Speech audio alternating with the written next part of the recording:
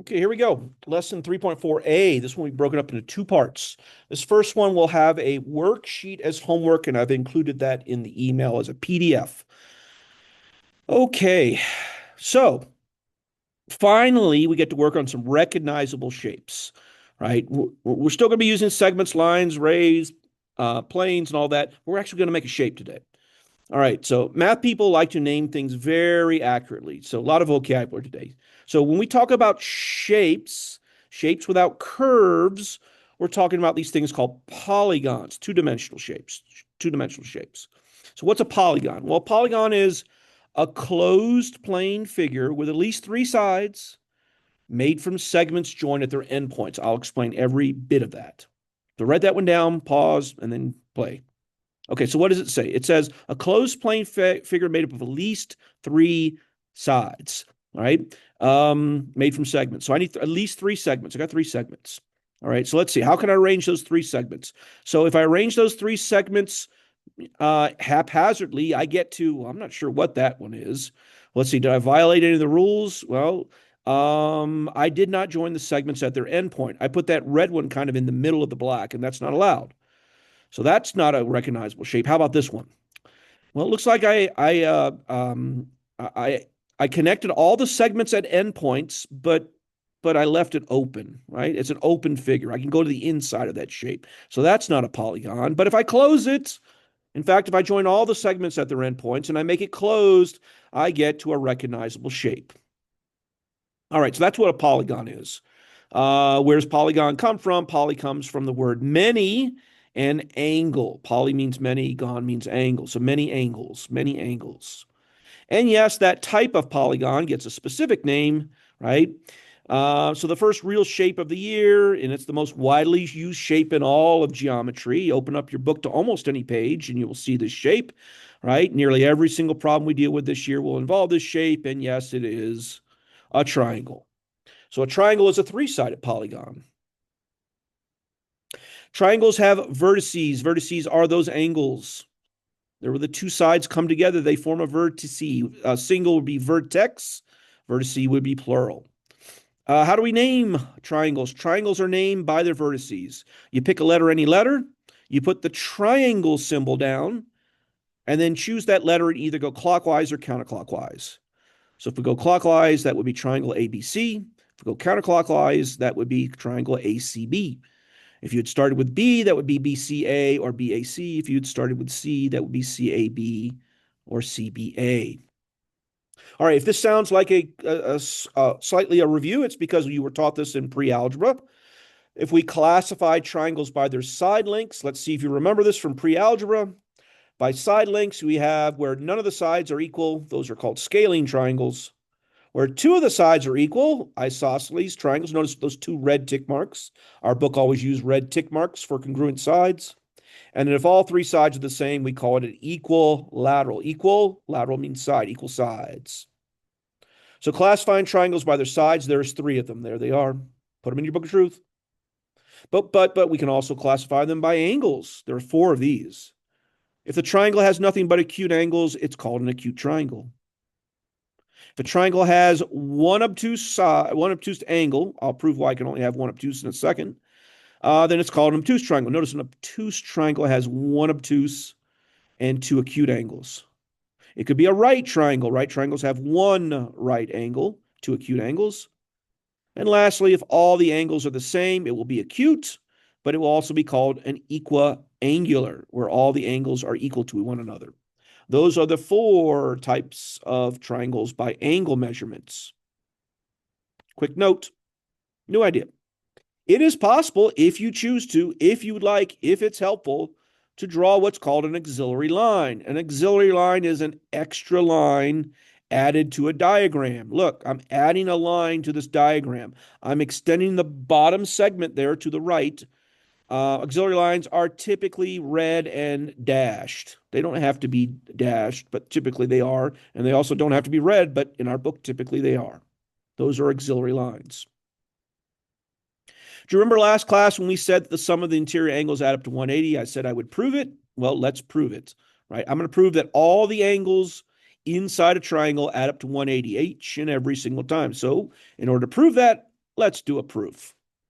So here's my triangle. I'm not claiming it's acute, obtuse, right, scalene, anything like that. Equilateral, isosceles. It's just a triangle. And I'm going to prove that a measure of angle 1 plus the measure of angle 2 plus the measure of angle 3 equals 180. In other words, the sum of the interior angles of a triangle add up to 180. All right, how am I going to do that? Well, it looks like I need to get an equation. So somehow I need an equation, and I look at my triangle and I'm lost. There is no equation I can make from the triangle. So I'm going to add something to my diagram. I'm going to add an auxiliary line at the top. We're going to add a line that goes through vertex B and also through point D. And lastly, I'm going to make this red dotted line parallel to AC. So I'm creating line DB such that it is parallel through AC to AC. What allows me to do that? Well, you can draw whatever you'd like on a picture. That's called a construction. Okay, now what? Now what? Now what? Well, I'm going to label some angles. I'm going to label angle 4 and angle 5. You see what I'm doing? What allows me to do that? Well, you can label whatever you'd like. You could even change the name of angles if you'd like, but I'm labeling angle 4 and angle 5 right there. Cool? All right, now let's think this through. Now, if we look at the top of that triangle right there, there's 3 angles. And all of those 3 angles make that red dashed line. Well, that would literally mean then that the measure of angle 4 plus the measure of angle 2 plus the measure of angle 5 must equal 180. That's just the angles that are forming a line. All right, now what am I going to do? Well, since I made line DB parallel to AC, I don't know if you see it or not. I'll do it in blue here. Notice that angle 4 and angle 1 are alternate interior angles, 2 parallel lines cut by transversal. And angle 5 and angle 3 are alternate interior angles. So let's make that statement. So that means 4 is congruent to 1 and 3 is congruent to 5. Why? Because they're alternate interior angles. Remember, those are formed when you have 2 parallel lines cut by transversal. Okay, now what? Now what? Now what? I'm going to take that statement I just made, but put an equal sign. So I'm going to write the measure of angle 4 equals the measure of angle 1. The measure of angle 3 equals the measure of angle 5. Why? That's the definition of congruence. And why did I need to do that? Because now I'm going to do a substitution. What am I going to substitute? I need this 4 to turn into 1. Well, how do they do that? Using this statement right here. I need this 3 right here, or I should say this 5 right here to turn in that 3 at the bottom. How can we do that? Well, that statement right there. So using that logic right there, that's just the substitution property. And we're done. We did it. We proved it. What the heck did we actually prove? I got to erase all this stuff. What did we prove? We proved that if you have a triangle, that the sum of the interior angles is equal to 180. Boy, will we use this one a lot. This is theorem 311. Okay, what are homework problems going to look like? Some are very easy. They'll give you 2 of the 3 angles and ask you to find the third. Well, as you can imagine, we take the 2 given angles, add them up, add the unknown angle x, and that must equal 180. In other words, add 70 and 65, and then subtract that sum, 135, from both sides. That's as easy as it gets. But what about this one? I only have 1 angle, or do I?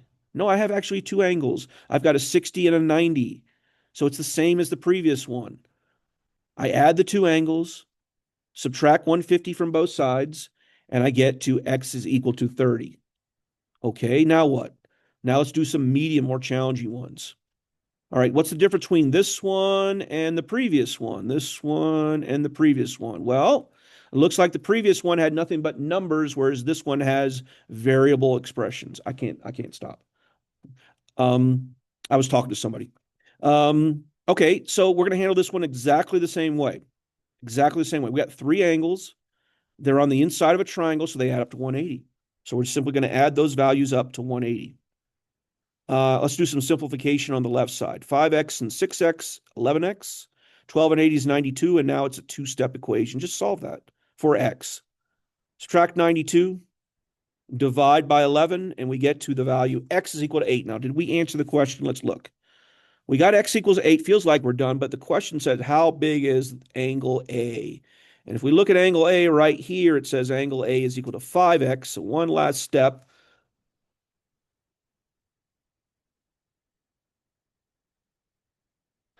We plug in 8 for that x, and we find out that the measure of that angle is 40 degrees. 40 degrees. Okay. How about this one? Do you see it? Do you see it? Oh, it's got 90 degrees, 90 degrees. So same thing. Add up all three angles. The unknown angle right there is not unknown because it's right, so it's 90 degrees. I got two x's. 42, 72, and 90 is 204. You can do that work yourself. Subtract 204 from both sides. We're going to get a negative number. Don't panic. Don't panic. The angle can't be negative, but x can be negative. And if you notice, once again, we're finding the measure of angle A, and angle A is x plus 42. And if x is negative 12, well, then angle A is 30. 42 minus 12 is 30. So we did not get a negative angle, but we did, in fact, get a negative value for x perfectly fine. And believe it or not, that's the end of the first part. That's the end of the first part.